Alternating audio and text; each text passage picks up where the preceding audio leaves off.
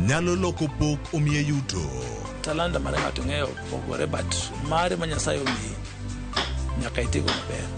Magi duto iyudo mana e chenro mar pok opogore. Kwanza duoko ni Ramogi TV erokamano miyo aneno pogruok. Chieng' tich ang'wen ka tich ang'wen, saa 2 okinyi, mana e Ramogi TV.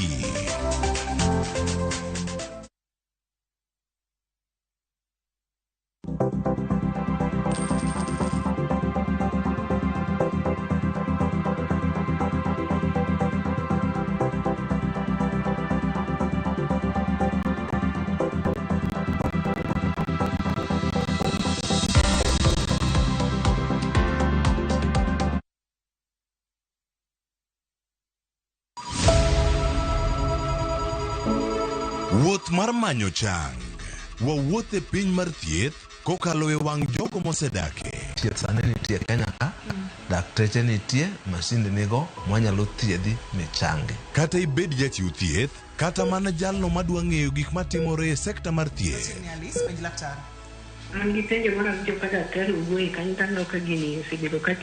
Wakolo pach jolony ka wayudo sigana tok kode marochere. Waweuru keto reputation mbele ne ngima mar ng'ato. Ng'eyo matut e weche mag thieth chako gi goyo mbaka. Advice jowani ne uru penj laktar mondo ing'e kuma inyalo konyorie kapok iyumba yumba. Penj laktar.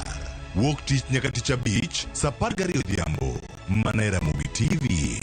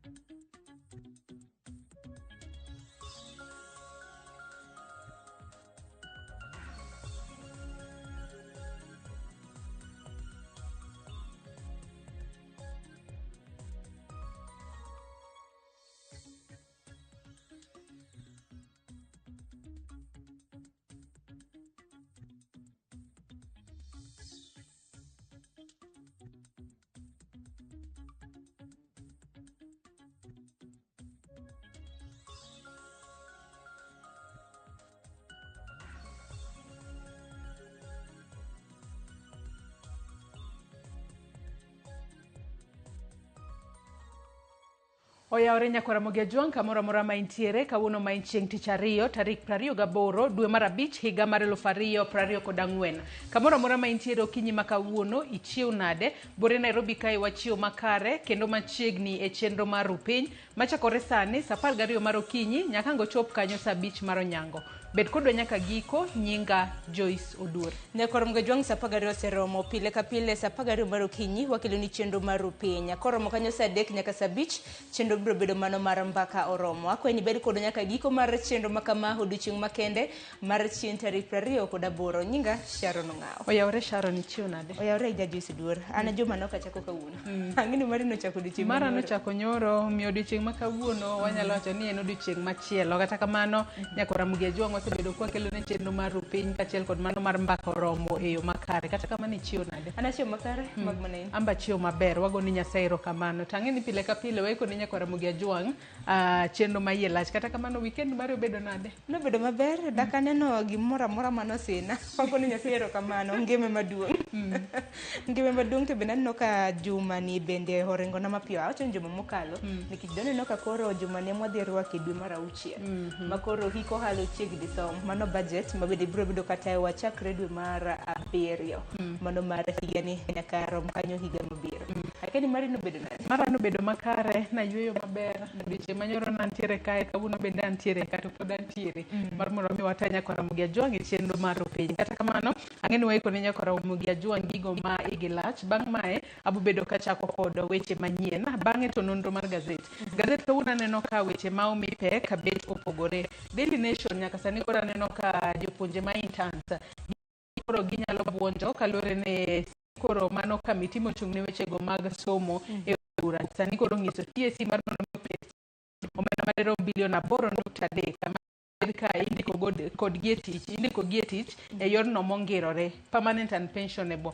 Ibo bed ka iting'o malo sara margi, allowances mopogore opogore kachiel kod ber mamoko gibro bedo ka gi yudo. Pani jopuonje ma kamagi osebedo kong'anyo chakre ne yaw skunde tam mar 2 ginyalo buonjo. To gimachielo ma bende ber, chenro mar chwalo chiemo ne skunde bende koro okete budget. Yande osekelo to kata joma thoth nosewuok oko ka ng'ur ni ang'o momiyo golo chenro ma kama e budget. Kata kamano oduoke budget. Gino makoro biro kelo mor ne nyithindo masomo e gwenge ma seche moko oro kachiel kod nganje ng'eny ahinya. Manyiso ni piny owacho nitiere gi ite nikech jopuonje mago mag interns ramna mag sekondar badundo gisebedo ka ging'anyo ma en juba margi mar 3 ka ng'anyo ma kamano osebedo ka dhi nyime.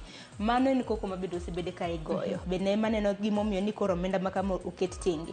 Omenda mar skunde bende ang'e koko mosebedo kigoye konde mopogore opogore. Penjo pod en ni ng'anyo e dhok ma sirikal winjo kosena seche moko jopuonje gi okuwo oko mar ng'anyo ma girando kod winjo bato be sirikal dino winjo dwaro margi kose oyo nikech wang'e ni chenro ma kama ino nego bed ni ti bang' higni 2 ka olos ne gisebedo interns kuom higni 2 mano sani koro duoke chien kod tarik 1 dwe mar 7 mano higa ni ibo bed kindiko gi tich e yorno mongirore. Dhok ma sirikal winjo kosenang'o mane chal ka gima ng'anye en dhok ma bende sirikal winjo. Koro warito nena winjo na clinicians mano riwruok mar kuko. Ponono ni ibro bedi ka iwinjo dwaro margi kanyakla kod jolaba ma bende osebedo ka ng'anyo. Ano ka The Standard thoro wach ma bende gimiyo pek en kaluwore kod chal mar lokruok mano mar kor lwasi. Nitiere ogirimiti ma bende piny Kenya gi pinje mamoko mago mag Afrika nochwe kokgi. Penjo en ni dibed ni ogirimiti ma kamano biro kelo ber kose biro kelo nwa achiedh nade kaka piny Kenya. Nikech aneno ka nitiere moko kuom lope maromo eka mang thoth ma bende noket tenge for carbon trading. Koro mane penjo ma bende iwacho ni dibed ni en the big climate rip-off. Piny kanyo bende aneno kanyo ka jatend migao mochung' ne weche mago mag teko Davis Chirchir gi jowetene kanyo bende nitiere ogirimiti mano magiketo mar neno ni nengo stima odok piny e pachoka. Atang'e ni ywaruok mano mag gwengego mag masawa mar piny Kenya bende pod idhi nyime. Ondike kae ni battle for Mount Kenya rages on the president's men take on Gachagua. Ywaruok pod nitiere kind jatend piny Kenya William Ruto kod jalupne Rigathi Gachagua ahinya kotudore kod jogo masiro gi lwedo. Ang'e ni mago duto wabo bedo ka wayude nonro mar gazet. Bang' mano tibo bedo kidonjo kod twak mokwongo kinyi ma kawuono chal mar Kenya. Antiere gi welo adek nyaka rom Gajwanga chakre saa 1 nyaka rom kanyo saa 2 mar okinyi. Wabiro bedo kwa ng'iyo weche matuche konde mopogore opogore mamoko ma bende biro bedo kwa ng'iyo gin weche ma bende mi pek e gazet okinyi ma kawuono. Bang'e odiochieng' ma kawuono en chieng' tich 2 manyiso ni chakre saa 2 gi nus nyaka saa 3 wadhi bedo gi chenro mar orako. Kawuono chenro mar mbako romo Joyce ngi Cleophas biro bedo kutayo chenro. Chenro mar mbako romo kaka pile nyaka Karamogi Ajwang' ibro chako kod yudo chal mar fwambo mar mondo mi bed kod ng'eyo e weche mopogore opogore matimore e pacho kae. Mbaka mogoyo kawuono en mbaka ma otudore kod limbe mar jatend piny Kenya e pinyno mar Amerika. Ber mage ma okelo, wang'eyo ber kata ogirimiti mopogore opogore mane jatend piny Kenya William Ruto chope kod pinyno mar Amerika mabiro miyo piny Kenya yudo omenda mag siro sectors mopogore opogore. Nyaka sani ang'e ni jopiny nyalo bedo ni penjore no omenda ma kamago. Ochiwgi e yor hola koso ochiwgi e yor grant. Kalure ni wang'eyo gigo matimore e pacho kae, wabo bedo kwa twaka kod jonon siasa kaachiel kod jalony e weche mag uchumi mar mondo mi onyiswa ni limbe ma kamano nyalo jiwo tudruok e yor ohala e kind piny Kenya kod piny Amerika e yo machalo nade. To bende mbaka ma kamae wabo chwalo ne jopiny mar mondo mi jopiny bende onyiswa ni limbe ma kamano gin korka korgi ginene e yo machalo nade. Obo kelo ber mathoth kose osekelo ber mathoth e pacho kae kose oyo. Par ni weche mag nengo mar wuoth mar jatend piny Kenya bende en gino mane okelo paro mopogore opogore. Kata obedo ni jatend piny Kenya William Ruto noselose, jopiny bende biro chwalonwa pachgi kaachiel kod weche mamoko mabo bedo kwa twake kotudore kod limbe mar jatend piny Kenya William Ruto e pinyno mar Amerika. Omicha kutudri kodwa kochakore sani. Namba mar ote machuok 33600. Mbui marwa mar Facebook kaka pile ibiro yudo achiel kachiel Ramogi TV, X @Ramogi TV, YouTube bende nyalo yudowa Ramogi TV Kenya. An bende nyalo tudri koda e Facebook page mara ibiro yuda Joyce Odur, mbui mara mar X @JoyceOdur_. Nyakoro mga jong tudri koda e mbui maga. Mbui mara mar X gi fan page mara e mbui mar Facebook yuda gi nying mara Sharon Ngao. Bed koro nyaka giko nikech ma en rupiny. We wakwong wayuda thuond weche manyien.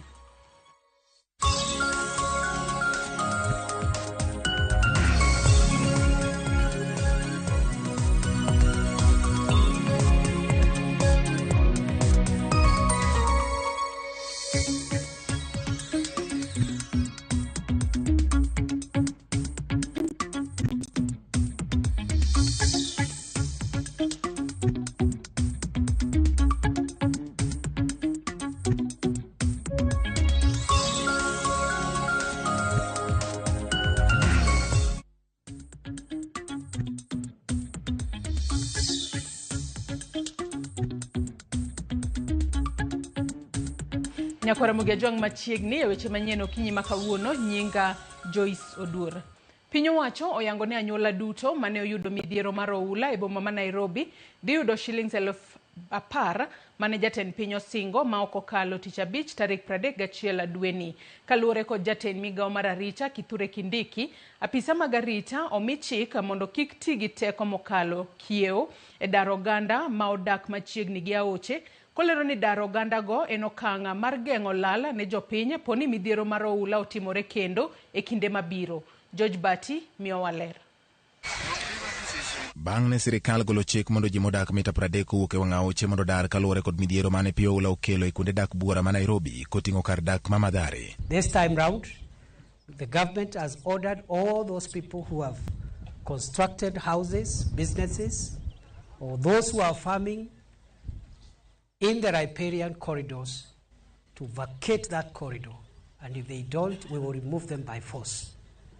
Tumeanza kule Nairobi, tumetoa watu 181,000 people who had constructed on the banks of the Nairobi rivers, that is the Nairobi River, Mathare River, and Kithure Kindiki kokalo boke mare makawuono oyango ni chenro no dhi maber kendo nyiso apisa magarita mondo kik ti kod teko mokalo kiewo e daro ji. Bende onyiso apisa matayo chenro no mondo mi joma idaro thuolo mar golo gigegi duto kapok omuk udi moger machiegni gaore. E oboke no bende Kindiki oyango ni kind anyuola 40,000 mano oula okelo negi lal Nairobi. Maromo anyuola 25,000 oseyudo siling 10,000 moro ka moro kaka ne jatend piny osingo. Kamodong' bende dhi yudo omenda gi tich abich tarik 31 dweni mondo konygi e manyo kuonde ma ginyalo jotie, kendo ni ji mane oula okelo negi lal ibiro mi thuolo mokwongo e udi mane nengogi ogonyore ma piny owacho gero e gwenge mopogore opogore ma Thurka. Jatend migawo nolero ni piny owacho biro pidho yien kendo chielo gi ngaoche ma Nairobi mondo geng' ne ji mane kod miluma mag gedo e tie aoche manyicha ne omiyo oganda oyudo lal e kinde mag koth. Ka omedo golo chik ne ji mapok odar mondo tim mano kapok odar gi githuon, Kindiki okoni dar oganda en okang' mar geng'o midhiero manyalo timore e kinde mabiro poni koth obiro medo bedo mang'eny e pacho ka kendo kelo oula maket kod mane otimore pacho ka jumbe manok mokalo. Bende olero ni chenro mar dar oganda ma ogedo kendo dak machiegni kod aoche timo kaluwore kod chik kendo onge kweth kata oganda moro amora ma igeto. George Bati, Ramogi TV. Duol mochung' ne riwo wi oganda e Thurka koro biro guro ohinga mar kwe e kind tong' ma Kericho gi Kisumu mar yango kang' ma osego e kelo kwe e kind dhoudi ariyo ma odak e gwengego. Jakom mar NCIC Samuel Kobia lero ni oganda mathoth e pachoka osebedo kod ywaruok ahinya kaluwore kod ywaruok mag tong'. Kaka jafwambo marwa Eric Owenga lero, NCIC bende hum nono kod medruok kweth mag njore e pachoka. The first time that a person was killed because of ethnic conflict between in Sondu area was in 1929. Jodak ma Sondu osebedo ka kale lweny mag laro tong' e kind Kisumu kod Kericho. Lweny no mabende kinde ka kinde oseweyo jopiny ka owito ngimagi kama moko bende yudo hinyruok. Ewi mano duol mochung' ne riwo wi jo Kenya NCIC lero ni gichano keto ranyisi makare mar kwe tok jokanyo kaachiel kod jotelo chopo e winjruok mar keto kwe. A peace commitment framework was signed by the Kisumu Governor, His Excellency Professor Anyang' Nyong'o, and his counterpart in Kericho, Governor His Excellency Dr. Eric Mutai, who committed to support the Sondu peace process towards lasting peace among communities in the area. The two governors agreed to work with the NCIC to establish a peace park and a peace monument in the area. The peace monument will inscribe the number of persons who have died, who have been killed because of ethnic conflict in this area. Duol no bende lero ni sani gidhi nyime gi kelo kwe e kind oganda ma odak e tong' ma Narok gi Migori ma bende osebedo ka kale liet ma ywaruok e kind udi ariyo modak kanyo. The Commission has taken charge to ensure that recently witnessed violent conflict along the border of Transmara South and Ntimaro sub-counties in Narok and Migori counties is addressed. The Commission is currently spearheading dialogue and reconciliation meetings between the conflicting communities. I think quite a lot is happening because before we never really spent a lot of time there, but this time round we've spent, and the local elders have themselves agreed with us that peace is coming along. As a result, they have even released the cattle that they were holding. E bwo ndalo manok mokalo lit mar siasa osebedo ka idho e thur ka jalup jatend piny Rigathi Gachagua bende wuok oko kendo temo geng'o jotelo ma osiko limo gwenge mamoko e pacho ka e yor siasa. NCIC to yango ni Kenya moro amora ni thuolo moro amora e thur ka. Kenyans have the freedom to go anywhere in the country whenever they want, and they provided that, of course, all this is being done within the law. We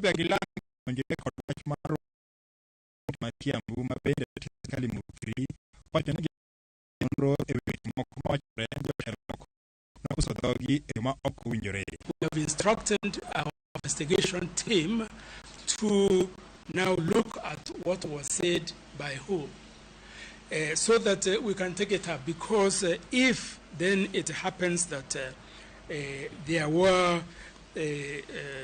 utterances that would equal to hate speech or ethnic profiling, etc., then we will take it up. So investigations are already underway. Eric Owenga, Ramogi TV, Nairobi. Japar gariyo puodhi mar laro kom mar spika mar od bura ma Migori ma yiero mare idhi timo odiechieng' ma kawuono. Report mawuok e apisa mar karana mar od burano yango ni ji 18 ne ooro kwayo mar geto komno, to kata kamano 12 gi ema opuodhi. Jafombo marwa George Juma miyowa ler mar wachno. Mr. Speaker. Jogo mo opuodhi mar laro komni mar spika e kaunti ma Migori gin moting'o Alfred Mudezi, Willis Oluoch, kaachiel kod Francis Omolo. List ni bende oting'o Steve Ogony, jogo ne machon ma Suna West Joseph Obiro Ndiege, kaachiel kod Tony Blair Angus. Alan Chacha Mangera, jatend migawo masani mar pie kaunti ma Migori Christopher Osana, ma bende e kinde tend gavana machon ma Migori Koth Obado ne otiyo kaka jagoro mar kaunti ma Migori. Castro Baraza Odhiambo bende nitiere e listi mar jogo malaro komni mar spika. Ji mamoko bende dhi laro komni gin mago moting'o Jen Moronge Morowa mane olaro kom mar gavana e kaunti ma Migori kod otikono mar Upia e higa mar 2012. Jobando Peter Osieko kaachiel kod Awuonda Jared Otieno. MCs 59 mag od burani ma Migori kine gombulu mayro spika manyien mar od burani. Ng'at ma idhi yier kaka spika mar od burani dhi kawo komni kuom Charles Owino Likowa mayande MCs ne othulo oko tarik 23 mar dwe mar ang'wen mar higani. Spika ma idhi yier odiechieng' makiny dhi bedo spika mar ang'wen ma od burani dhi bedo godo ka ochako higa mar 2013. Spika mar od burani ma Migori ne obedo go mokwongo en Godono Gola, kabende ne oluwe kod Boaz Okoth, kamano mar adek en Charles Owino Likowa. Duto gi ne othul oko kod MCS ka itenogi kod keth ma opogore opogore. E kinde ma chenro mar yiero spika manyien mar od bura ne dhi nyime, wenge koro keti kuom MCS ni ng'awa ma gidhi yiero kaka spika margi. Odiochieng' ma kawuono tend ODM e kaunti ma Migori ne oromo kod MCS go mag ODM, romo mane otim ma opondo. Thoro mar burani ne en mar dhi siro ng'at achiel e komno mar spika. Kata bed ni pok giwacho ng'at ma MCS mag ODM dhi siro, maling'ling' yango ni giwinjore ni MCS go mag ODM dhi keto mbuchgi e okapu achiel. George Juma, Ramogi TV, Migori. Jod chon Masuna Joseph Obiero Ndiege ogo bade piny e laro kom mar spika lando ni odhi siro Christopher Rosana. Lendo mar Ndiege obiro bang' bedo kod lalruok kod Rosana ma otelo ne yiero mar kom mar spika odiochieng' ma kawuono. Ndiege wacho ni gineno ni ber ka gigolo ng'at achiel kuomgi mondo eka gin kaka oganda mawuok Suna West gidhi gibeda kod yote kao kom mar spika.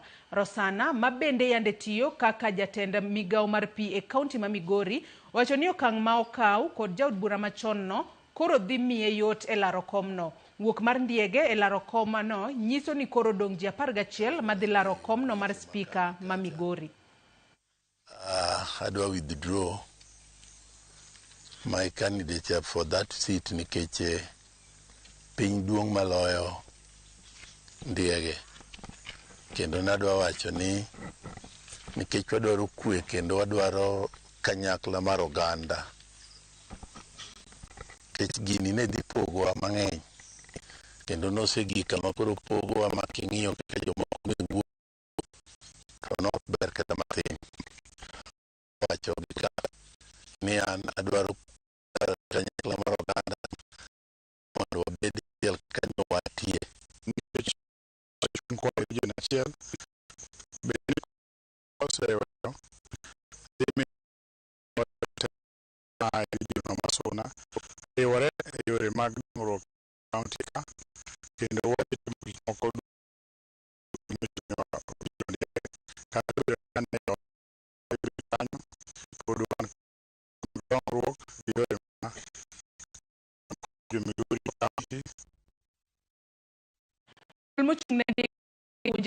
Teacher Service Commission koro bono mar riembo jopuonj makotolo mag junior school bang' rem donjo e thuolo mar jumbe 3 mosekalo. Kemondiki gi duolno mane ochwal e duolno koro dwa ni jopuonj go ergi momiyo ok nyal kaunti gi okang' mar riembo gi chopo e sikunde. Joja oko nigi ler mathoth. Makojolo mag junior school masani ng'anyo margi e pacho ka ne jowuok tung' mosuo gi duol mochung' ne ndiko jopuonje tich Teacher Service Commission bang' duolno ndiko negi oboke ma koro buono mar riembogi e tich. E ng'anyo mane gitimo e kaunti ma Mombasa, jopuonjgo ne oseo duol mar TSC kuom ndiko negi barupego mamoko kuomgi oseyudo ka gidwa ni duolno ochop singo mar ndikogi e tich kendo gi osara ka ne giwinjore e thuolo mokalo. Barua kwa wizi, mbona sisi walimu ni kama tunadhalilishwa kwa sababu we cannot be given an official document through a WhatsApp group yenye sisi hatuelewi imetoka wapi because it has not been stamped, no official communication. So those letters to us are not official letters. We are waiting for an opportunity to have a discussion on how to make these teachers unpensionable.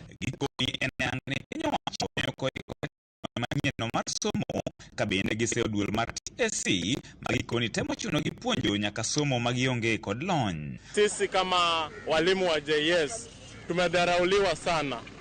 Tunalipwa 17,000, unafunza masomo mengi, lessons ni 36, vitisho unatishiwa kule shule, ukipita hivi hata una amani, environment ni mbaya, vitabu zinaletwa zifanani na curriculum. The Teacher Service Commission mandate as it stands today has nowhere that says that they should have anybody a teacher as an intern. They corrected them and told them that going by their mandate today, hiring anybody on their end is an illegality.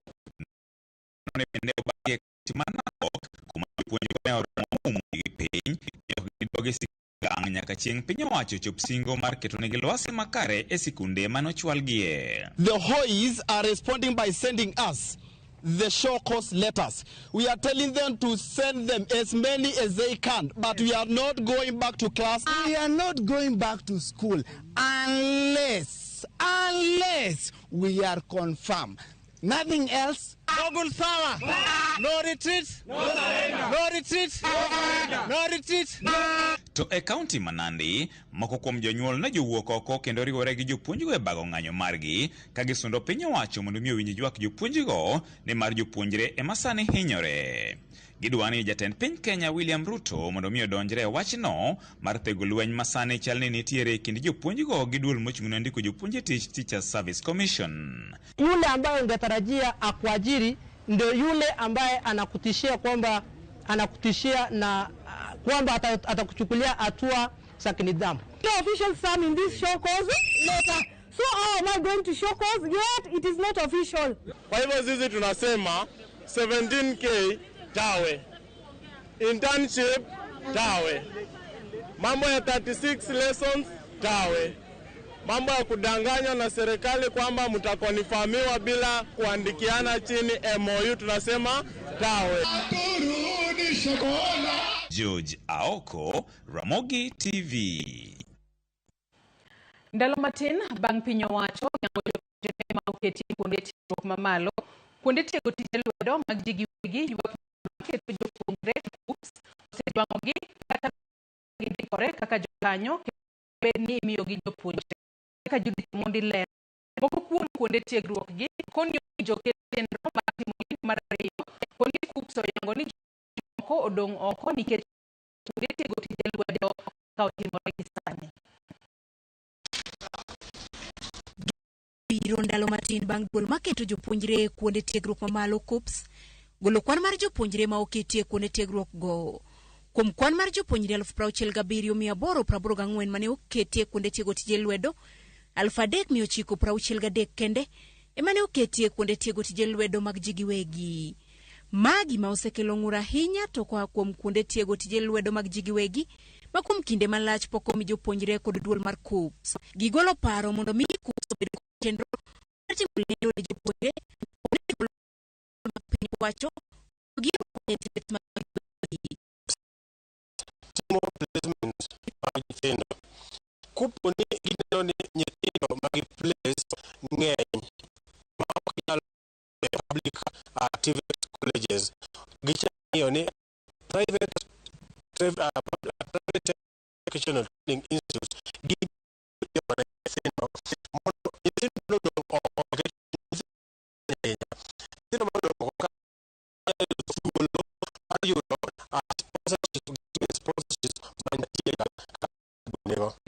pogore gi jopuonjre ma ohewa 1,600 mane tiegruok mamalo ne otimo higa mokalo.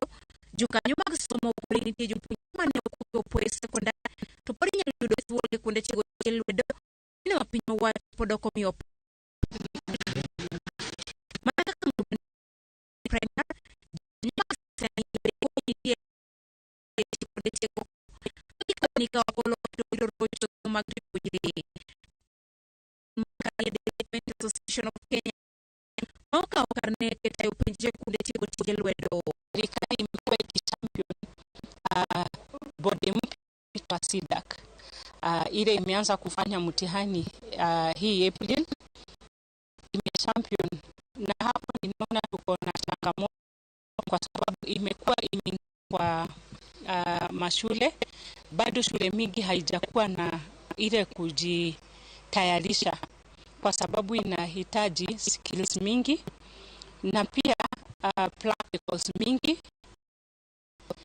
Shule mingi bado hawajakumplement sababu ya hiyo changamoto.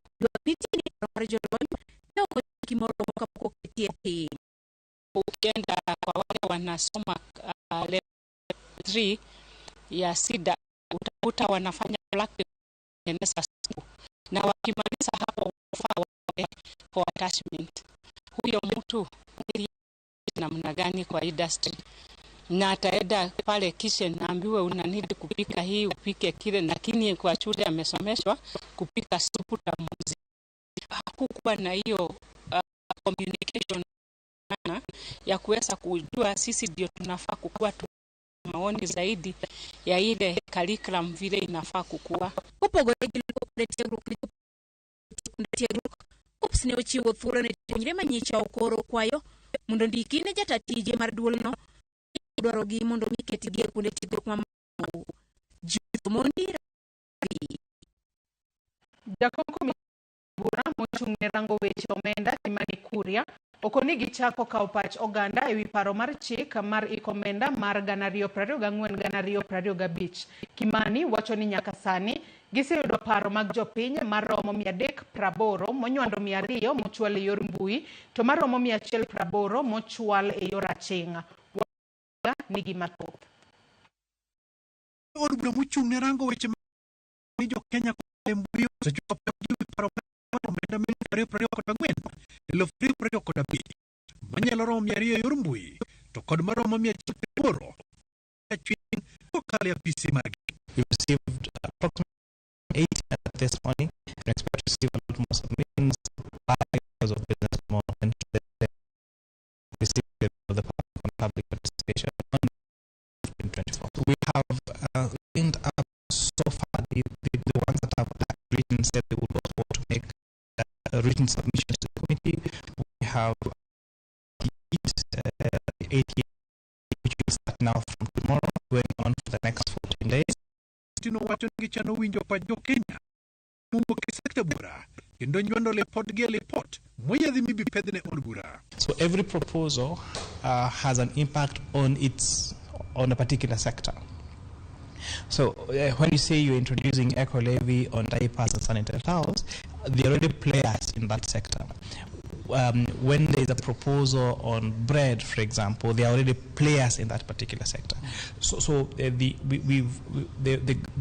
players and the sectors have organized themselves as the sectors, and now they have written to us, and now we'll be hearing from them from tomorrow. Kimani Kuria yango ni komiti no ne otisi kod mach ewi kawo pach jopiny e chik mar omenda mokalo mane imulo osuru mag udi gino magikoni wang'ni nyaka gilure kod chike to kod dwach jopiny e loso weche mag omenda mag osuru. I want to assure you that we are approaching this exercise with a very open mind and saying this is the proposals you've received from the National Treasury. This is what the stakeholders are saying. What are merits? And we're going to weigh the options. And I want to really get Kenyans to relax that this Committee of Finance and National Planning will make the best decision for this country. This is not supposed to be an exercise for the ticking of the box. The views of Kenyans will be heard and they will be incorporated in our report. Mageti muraka seneta Mabusi Okiya Mutata jocho dhie doka pingo paro no wachno gimi lawe kod katiba. Walter Nyambaga, Ramogi TV. Nyakora mugejwangi report mar Walter Nyambaga imochopo gode giko mar weche manyien okinyi makawuono. Moko kuomu bende aneno ka loso kodwa e Facebook kacha kama wantiere live okinyi makawuono. John Onyango wacho ni thanks erokamano e nyimbe kuom kete Ramogi TV. Vitalis Ochieng gem kano ya uru Joyce Oduor kod Sharon kodwa e tero mar Nyasaye beno wono kuom timwa aritne ma tokara waonge iketika oket gete magitimo kanyago lemo yuarruok margi tok donjie go mekgi. Otieno wuod Ojunge wacho na neno maler ka an CBD Afya Center Nairobi. Ruth Nyathi Ochieng wacho na sed donje chenro kaka pile ka ntiere umo erokamano ni Nyasaye kuom yawnwa Kenya. Nyakwara Mugejwang med mana kete Ramogi TV wakasani balweyo to nonro mar gazet pino paso duoch ikide mabor.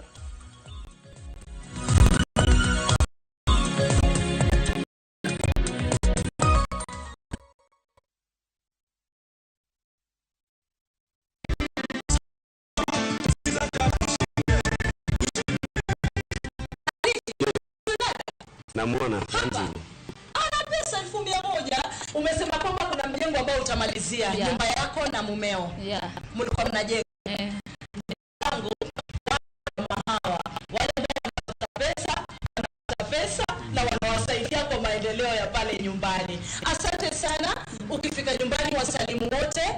msalimu mumeo na uendelee kushiriki, labda utapata milioni 1. Asante. Sikiza chapa ushinde, ushinde. Kai paro ni in kod peke wi chal mar ngima mar paro mari. En gima kare kendo mowinjore ka ineno laktar. En gima kare mondo yaw chunyi ilos kod ng'ato ka ngima bedo ni matek. Malingling mag ng'eyo e wi ngima mar paro okelni kod Royal Media Services. We care.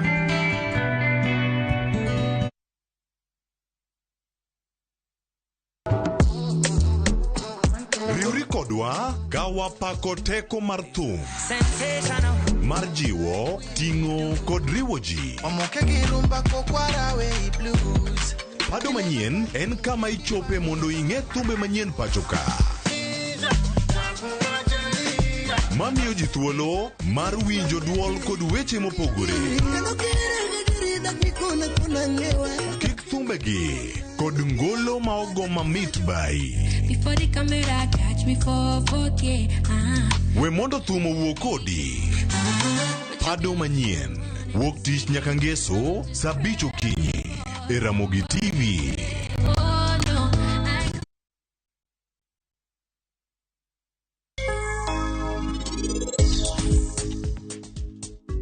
Hello, nyaminwa. An kare, karan bene ni kare. Wabo dugu machiegni. In kiki beri kibaji. Ingi angoset. Okawa ini bita poka chamo chimo mata. Tudichini makauo ni mia paro meher. Kuma intie sani, angeo maber ni gik goe. Meher, mana kaka in isedhi nyime gi gimani maber ahinya kaka idwaro. An ok abie mondo Sarabu riti kae mondo in iduogi. It's time to strike back. Deep spray strikes in seconds for instant kill. Kills all doodles dead. From SC Johnson, a family company.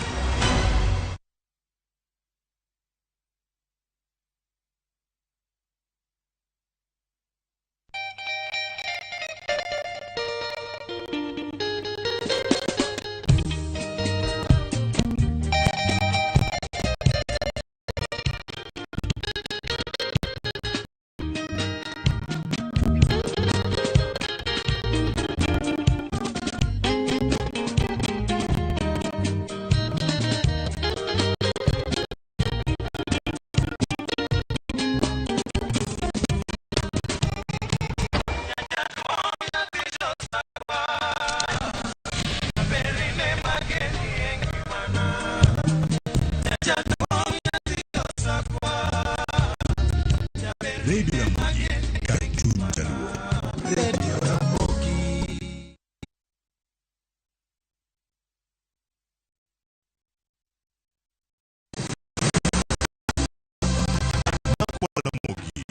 Ing'eyo nono gweng'.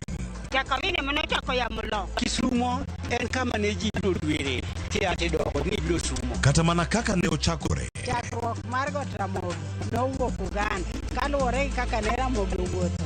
Tich ariyo ka tich ariyo, Millicent Adhiambo. Machiegni e chenro mar ng'eyo gwenge wakatielo ma kawuono wakelo ni nonro mar gwenge ma koro ni kendo milere nyinge chakruok kaachiel kod humb gwenge mopogore.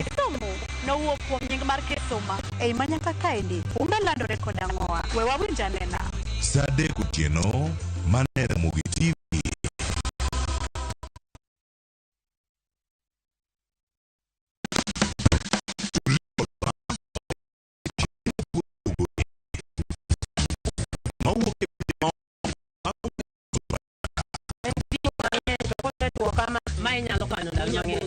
Mamiyo lep chwadore kendo ni kod ndhadhu mopoto. Puonj maling'ling ma itiyo godo e loso chiemo, ka in bende ipuonjori kaka inyalo loso mana e jikondi. Mantie chiemo ka chiemo. Ka waromo do mama ndhadhu bedo ngima.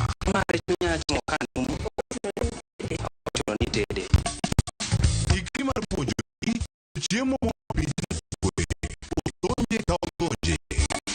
tedo gi chiemo. Chadek okinyi mana Ramogi TV.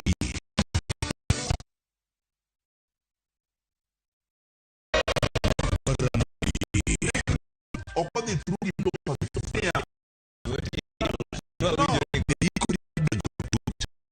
madongo e Uganda wa mano no weche siasa kod weche ulgi ma jopesa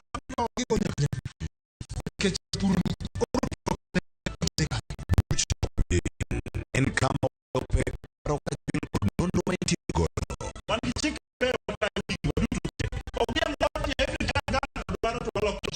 Nyinga Trevor Ombija jandingo panga jo nyakach dendo nombija taya nyakwar guok kocha pesa wanere kendo Ticha dek sadek otieno manera mogi TV.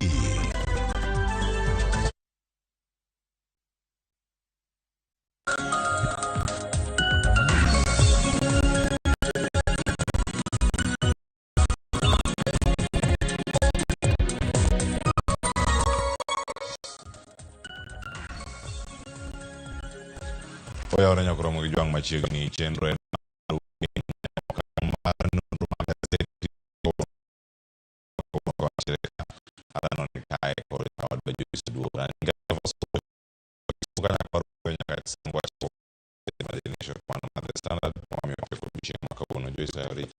Achiu maber Cleophas Toin. Achiu maber. Gazeto ka Daily Nation gi weche maber karka ne mar chel ka bang kata kod ne uno ito sa ito cheyo mdi ko mag school ando ka ko ra ka mag chimo bende school dire ko ma cha ni ko ma puntre popore mano mara neno ni into gini gik mage mantiere ka iwacho ni ero koro jopuonj ma bende chiko na ko ahinya iwacho ni ero koro yudo thuolo mano mar neno ni giyudo sara mamalo mago jopuonje maromo 20,000 kod auchiel mano ka neno kwan mantiere karka mano ndiki tich Januari higa mokalo mano nego puonjo kacha junior secondary jowetegi wano kanyo kanie ng'anyo idwaro mondo mi ondikgi kata gidandika moro mongirore. Nyaka sani koro tung'e weche go mag somo bora ma koro nyaka wachno ka gisudo ndiko jopuonje tich mano TSC mar mondo tenge omenda mar bilion 8 mar mondo mi otigo ndiko jopuonje kaka sudo ka giwacho ni omenda ma ichulo gi dwe ka dwe oyudo malo nikech ka gichulo ywak mag 17,000 ma ichulo gi dwe matin mok nyalo romo konyo mahitaji magi ma pile ka pile. Nitiere kanyo omenda mabalanga magibro bedo ka giyudo kachiel kod ber mamoko magibro bedo ka giyudo kapo ni TSC oyie mar keto tenge omenda madirom bilion 8.3 makoro komiti mochung'ne weche go mag somo onyiso mar mondo mi oketi mondo seche moko chunga ne ng'anyo mano mag jopuonjgi to ang'e ni kotudore kod mano nyaka sani koro iwacho ni mano chenro mar ndiko gi e yorno mongirore obedo pushed forward gi dweche auchiel kala manyiso ni kochakore tarik 1 dwe mar 7 mano ma higa ni emonego be ni kete tim ndiko jopuonje gi e yorno mongirore nyaka sani do ka waye kinde mane wadonje winjruok chance wayenego be ni gibedo chance thuolo mar higni 2 mondo yie tich to ang'e ni higni 2 korumo onego be ni rumo bang' kata kamano duoke chien mi ochop dwaro mag jopuonje ka buono ni onge somo moro nyaka sirkal winji ywak malo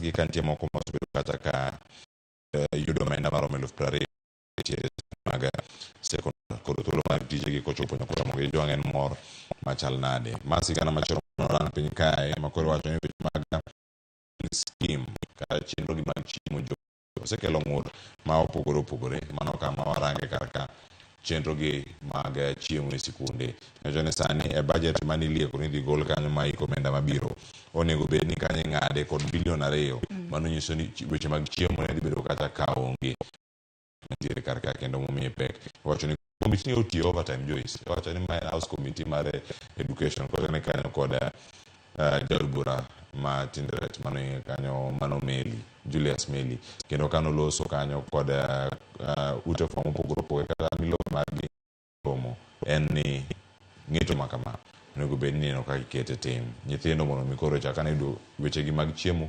kata gibed gi mor ni ikomenda manyien budget makama dhi bedo kantie. Wang'e ni wachni mar chwalo chiemo ne nyithi skul e gwenge mopogore opogore osebedo ka nyayo kata nonyayo paro mopogore opogore manyaka sani koro ineno ka gazedni mar Daily Nation wacho kanyo ni state walks back on its plan to end school feeding scheme. Matin en gino ma sirikal noseramo ni oyo ma wadwa golo oko. Kata kamano wanyalo wacho ni nyithindo kaachiel kod jopuonj wang'e ni nitiere oro kaachiel ma nyithindo ma e gwengego wanyalo wacho ni winjo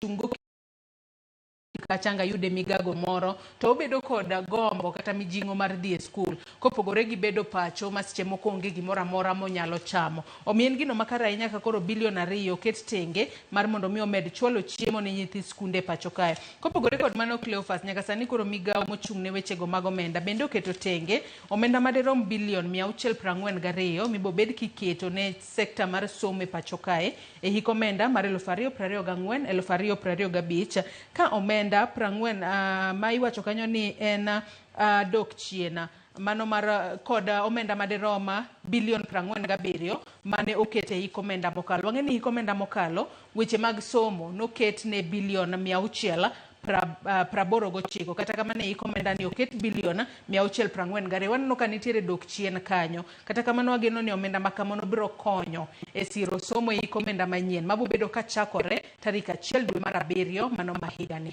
Bende yangore kar kae ni komenda mabiro kalore kod kom mar budget committee mono chung'ne loso budget e od bura mano ndini nyoro lando kar kanyo ni ok dhi bedo kod budget moro ma awiye kendo madhi bedo e komenda no kata wacho ni supplementary budget ok dhi bet koro kwayo migawo mar somo mageyo makare ni mag wechegi mag chiemo nego ni ginade ng'eyo kani feeding program ka omenda maronade mondo mi ka onge di bede kata ikomenda mabiro nyithindo kik bed maonge to ni to chiemo dhi bedo kawuok mane chenro moko mapon tiere kar kae nodonje ite ma iye kanyo tie ite mar 4 kod ite mar 5 siasa mag UDA kaachiel kod ka weche mamoko mapon tiere kar ka kod ite mar 12 kanyo ka wane gik mantie kanyo kelo kwe e tong' Kisumu kod Kericho ang'wane gi mathoth nyaka pod gintiere kar ka ite mar 4 kae mantiere iwacho ni en tem mager ahinya madhi bedo kar kae kinde ma UDA koro chomo yiero iwacho ni gin giants kalure kod gwenge mopogore opogore ma giwuoke. Nitiere lineup moro ka ma ondik Joyce madani mondo mwarange iwacho ni gwenge ma Nyanza jodito mantiere sirkal mar Kenya Kwanza ahinya motele kanyo kod UDA CSO walo kod PS Raymond Molo iwacho ni kanye ma battle dhi bedo mapek ahinya kidhi rang ni ng'ama pek ne wadgi nikech kae ma koro dhi rang ni ng'ama bedo jatelo mar UDA kata ka giwuok e sirkal. Kaunti ma Nairobi ka Gachagua kod Sakaja Central kata Mount Kenya kanyo nitie Gachagua Ndindi Nyoro Anne Waiguru ka kadhood na mchumi ntiere Mohamed Ali Jichopevu ka